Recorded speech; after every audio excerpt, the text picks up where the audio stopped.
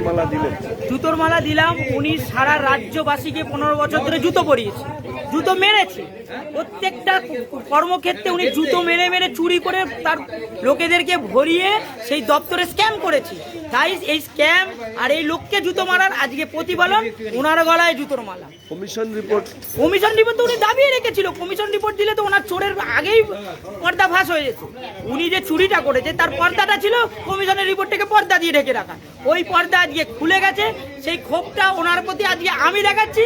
কাল থেকে সারা রাজ্য জুড়ে ওনার প্রতি ক্ষোভ হবে।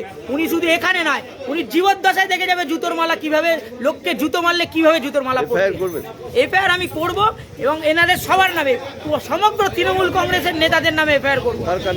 আমি মমতা ব্যানার্জির নামে এফআইআর করব, আমি অভিষেক ব্যানার্জির নামে এফআইআর করব, আমি মনীশ গুপ্তের নামে এফআইআর করব এবং সমগ্র তৃণমূল দলটার নামে এফআইআর করব। কারণ এরা সবাই মিলে এই কুকীর্তির রাজত্ব চালিয়েছে।